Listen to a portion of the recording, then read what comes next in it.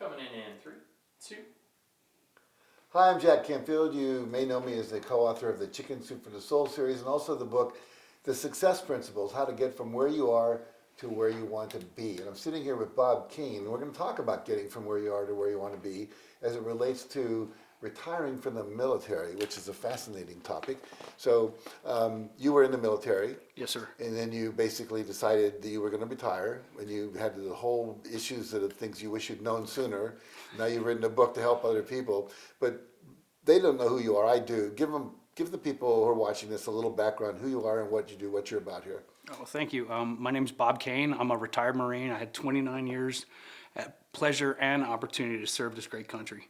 I've got a lot of experiences that I can share and that have helped me build a roadmap for this book specifically so that I can facilitate going through the retirement process. So I was unaware that the retirement process was as complicated as it is. So talk a little bit about what really you learn in that process, all the things that have to be done, and why it's so important to get started, like you said, 2 years before instead of waiting. And just give people a little background about that. Yeah, so when you retire, it takes about 24 months as a premium timeline to go through the retirement process because it's very overwhelming and very cumbersome. And in order to do all that with the timeline of 24 months, it makes it much easier. There's other people like myself, I went through that, and I wound up in a compressed timeline of 12 months and trying to figure out and navigate through all the different processes, specifically medical. It's very difficult just because of the amount of time it consumes to get that accomplished. So you wrote a book. The title is? Few things I wish I knew before I retired. And it's got a subtitle. The subtitle is The Fast and Easy Way to Streamline the Process.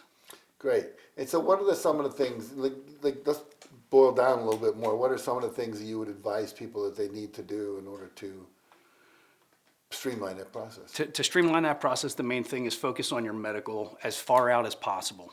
The 24 months is the best window.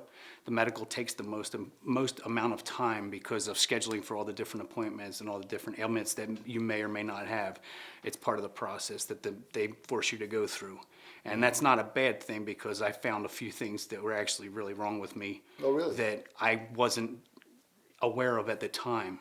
And then the biggest thing after that is the amount of time that you need to prepare everything, get documentation together over and above the medical stuff because you have all your awards processing, your DD-214, and a whole bunch of other things that are added as far as administrative.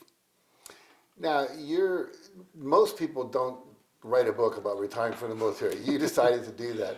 Yes, What sir. made you so passionate to be willing to sit down and put the effort in to write that book? Well, that's a great question. The passion behind it is I've always had a driving force inside of me of always wanting to serve. And that's why I stayed in as long as I did. The other key piece of it is I don't want somebody to have to deal with all of the hiccups and road bumps and things that I had to go through because I went in blind, figuring out what I needed to do. There are so many different people that want to help, but not everybody has a process or a system in place. And I put that together. And that's what you need. You need a system. I mean, the military is built on systems. And yet 100%. there's not one for retirement. You've now helped create that. That's really cool. That is true. And there's always a speed bump somewhere. So in addition to the medical things, which you said there's a lot of appointments you got to do, you're glad you had to do them because you discovered some things you had to deal with in your own body. What are some of the other speed bumps, as you say? It could be anything. Records being lost.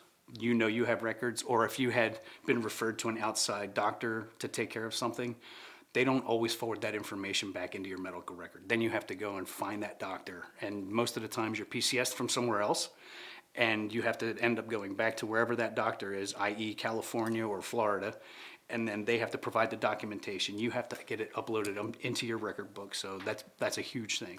And why is that so important that it be there? Is it because then working with the VA afterwards? Yes, sir. Is that And that'll be the follow-on book of how to navigate the VA. I'm already on it. I love it. I love it. I love it. So let's talk about writing for a minute. So you talked about you work in cyber the world. Yes, sir. Talk about that a little bit, and then how that related to writing a book. Well, I would love to tell you more about what I do for Well, I know for work, I but get it. The translation makes it a lot easier because of having a little bit of background. I didn't use any AI to actually write the book, so it's actually my personal experiences and other friends who I've talked with and interviewed in order to build this book so that I could put a proper system together. Some of the pitfalls that they ran into and some of the things that made it really easy for them. Very good, very good.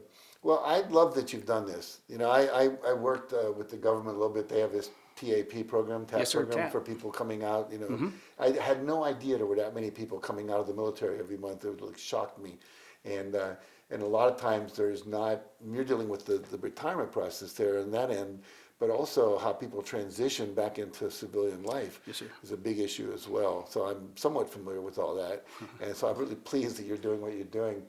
So there are people watching this. I assume you're speaking to people in the military. What would you say to them in terms of they're thinking, yeah, I want to get that book. Should I get that book? What would you say to them? I appreciate that question. I really do. What I would say is, I've been there, done that. I know it's a cliche. However, you're not the only one doing it. You're not alone. Don't hesitate to reach out. And if you feel that you want to grab this book, I'd greatly appreciate it. But it also provide you a roadmap with a formula that gets you to the best result for you as fast as possible. And it's only going to guarantee that you get your freedom and enjoy your retirement. Good. Well, I appreciate your service, not just with the military, but it's just your general attitude of being of service and this continually looking for ways to do that. So thank you for that. I appreciate that. Thank Appreciate you. you, Bob. All right.